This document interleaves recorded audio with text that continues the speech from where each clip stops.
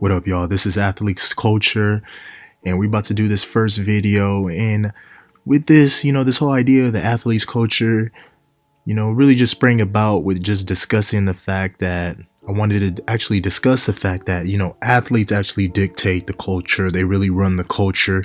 And I just really wanted to give you the real, not that BS you hear from ESPN or Fox Sports, because a lot of it is crap. We want to give you guys the real about what's going on in the culture and how athletes dictate this. And not just the athletes in sports, but also how musicians too, how they also dictate it.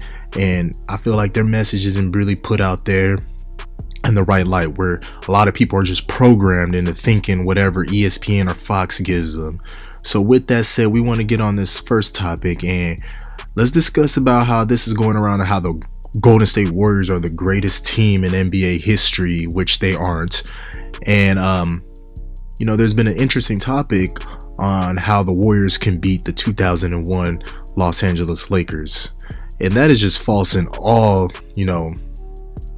levels. And we can get into that. You hear on Twitter about how some people will say, and these are just crazy deranged Warrior fans, on how Draymond Green can slow down Shaq, which is impossible. I don't see how Draymond Green in 2018 can stop Shaquille O'Neal in 2001 at 7'1", 320 plus pounds. Impossible. So here's how the 2001 Lakers would defeat the 2018 Golden State Warriors. Well, for starters, let's take a look at the 2001 Lakers starting lineup. We got Derek Fisher at the 1, Kobe Bryant at the 2, Rick Fox at the 3, Horace Grant at the 4, and Shaq at the 5. And this looks like a real well-balanced team, even for the time period that the Lakers were in that early 2000s. But they could also play in this era of basketball. And here's why.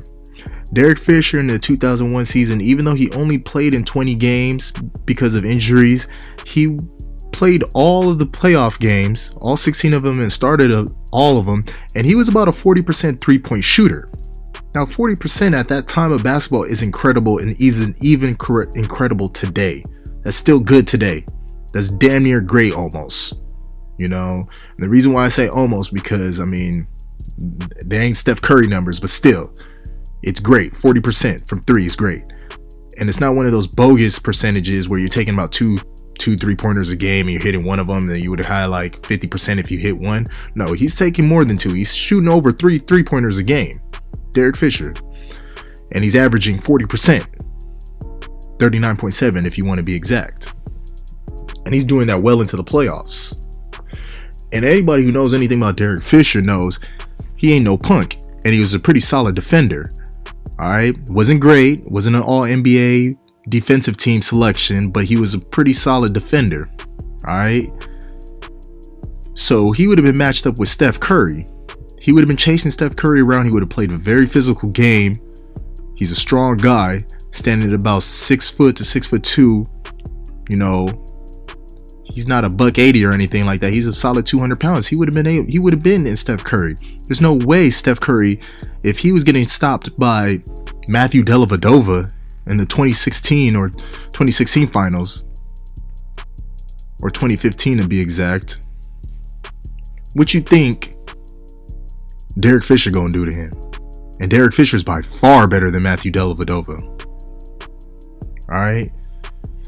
Now Steph would have got his. We're not gonna spite Steph and say he wouldn't have done anything. He would have got his, but he would have had to work for every bucket by being guarded by Derek Fisher. And on top of that, the Lakers would have had Ron Harper entering the game, and you're looking at a 6'6" point guard. So Steph Curry would have been, would have had a long series if this would have happened. Now going on to the 2 position, the shooting guard spot, we got Kobe Bryant matched up with Klay Thompson.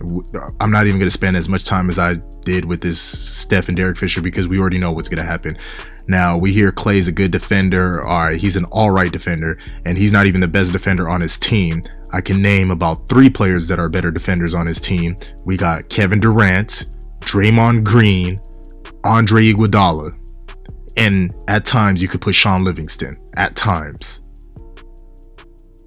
All right. So this idea that Klay's a good defender, they stop it. He's a sacrificial lamb for the Golden State Warriors. That's what he is. He's the sacrificial lamb. Kobe would have torched him like he did every other player that year. Kobe averaged about 29 a game in 2001 and was averaging 30 in the playoffs. His average dipped down because of in the finals, well, it was a no-brainer. Get the ball to Shaq. Ain't no way Mutombo stopping Shaq.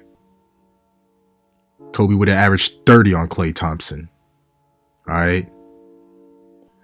Now at the 3 position, this is where it gets kind of interesting because whoever the Lakers would have tossed at Kevin Durant, impossible. Kevin Durant would have averaged his 30, just the same way Kobe would have abused whoever Golden State is put on him. Kevin Durant would have abused whoever the Lakers toss at him. All right. So we're looking at pretty much dead even. There's no way Rick Fox is stopping Kevin Durant. Not happening. All right. Not even going to debate that. Then we go on to the 4 position.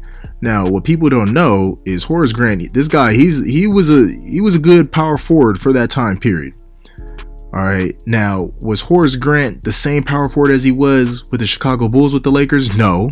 I mean, he's about 35 years old at this time in 2001. He's not the same Horace from the early 90s finals. All right. But still another solid, strong dude. Draymond ain't getting these easy boards. All right. It's not happening. Even at 35, Horace Grant's giving you about 7 rebounds a game. But where I say it gets interesting is we got a player like Robert Horry, who was really like a stretch 4 at that time, just like we see today. And this is why I tell people this 2001 Laker team would have gave that Golden State Warriors team fits, because as soon as the Lakers interject Robert Horry, you're now drawing Draymond out to the perimeter. And we're talking about Robert Horry, who's a dead-eye shooter, hits big shots, shooting 35% from 3. Now that's average, but still good. That's average to some people today, but at that time that was good. And there's no way Draymond's sagging off of him. All right. And Robert Horry's taller than him. Size does matter. And now down to the center's position, we would have had Shaqtin' a Fool JaVale McGee matched up with Shaquille O'Neal. Think about this for a second. JaVale McGee matched up with Shaquille O'Neal. Shaq would have averaged 40 on him. JaVale would have fouled out. They would have to put in Kevon Looney, and Shaq would have had to put on another 10 on Kevon. No way. There's no way in hell Golden State stopping this. 7'1", 320 plus pounds. No way you're stopping Shaq. Shaq that season in 2001 averaged 29 a game. He was coming off his most dominant season ever in his career. From 2000. 29 and 13 with 4 assists and 3 blocks a game in 2001. That's the season averages. And we know how god-awful the Warriors were in defending the interior. Even with against LeBron James, who settles. LeBron James settles when he plays against Golden State. He settles for jumpers. If LeBron really had disciplined himself to say, hey, I'm operating free throw line and below, there would have been no way the Golden State Warriors could have stopped LeBron James. No way. And we're talking about Shaq, the most dominant player in NBA history. Ain't no way they stopping that. So a lot of people need to cut it out with this idea that the Warriors would have been able to handle the Lakers. Impossible. Not happening. Kobe would have been averaging 30. Shaq would have averaged 40, if not 45 points a game against the Golden State Warriors. Because the Lakers would have slowed down the game. The triangle offense, this would have been a half-court game. There ain't no running gun. Ain't no long threes being missed because the Lakers had shooters. You want to shoot with the Lakers? Cool, fine. Lakers would have tossed out Derek Fisher, Kobe, Rick Fox, Robert Horry, and Shaq. Shaq would have been surrounded with shooters. So it would have been pick your poison for the Golden State Warriors. And the Lakers had the defenders to check each and every one of the Golden State Warriors perimeter players. Like I said, KD will get his. He is an all-time great. KD will get his. So will Kobe. So they kind of cancel each other out. But Steph Curry would have been checked. He would have got points, don't get me wrong, but he would have been checked. No, the Warriors have nobody. Absolutely nobody they could have tossed at Shaq.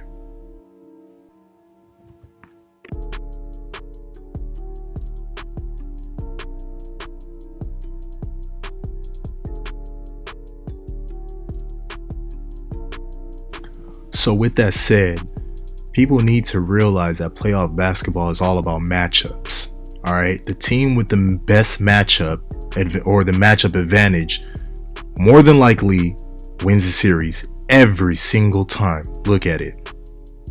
Just look at it, fellas and ladies out there. Let's take, for example, the 2016 Cleveland Cavaliers. No matter what anybody wants to say, oh, Draymond suspension, blah, blah, blah, all this kind of stuff, the Cleveland Cavaliers had the matchup advantage. Coming into that series, I already knew I was rooting for the Warriors, but I said, hey, the Cavs are the better team. They have the advantage. Because Kyrie Irving, he may not be, a lockdown defender, but he can neutralize any production Stephen Curry was going to give the Golden State Warriors. They canceled each other out. And we've seen that. We've seen the big shot Kyrie hit. And besides just the big shot, look at his series averages. He was big time that series. We go over to the power forward spot. Kevin Love is solid, though his productivity wasn't the greatest with Cleveland during that time. So his numbers somewhat neutralized or canceled out, with Draymond Green. But we slide on over to LeBron James. Now, what answers did Golden State have for LeBron James? You could say Klay Thompson, you put out there Harrison Barnes, whomever you want to put out there. But those two combined doesn't match, the productivity, or they don't alter the game the way LeBron James can. All right. And I tip my hat over to Golden State that series and even that whole playoffs, because they shouldn't have even been in the finals. OKC was a better team. But rather than get off in a tangent, you guys see my drift. 2016, Golden State had the greatest record in NBA history, 73-9, yet they still lost. They still lost in the NBA Finals. Why? Because the Cleveland Cavaliers had the better matchup. They could not match up with the Cavaliers. And that's why in this scenario, the 2001 Lakers versus the 2018 Golden State Warriors, there will be no advantage. No advantage Golden State has over the Lakers. The Lakers have the matchup advantage through Shaquille O'Neal, and the Lakers would have won this series. So no matter what Bleacher Report, ESPN, or Fox is trying to sell to you program folks out here, well, we're going to try, or I'm going to try my best to try to change that. And there's lots of people out there, but we're giving you the real here. All right. So like, comment, and subscribe down below.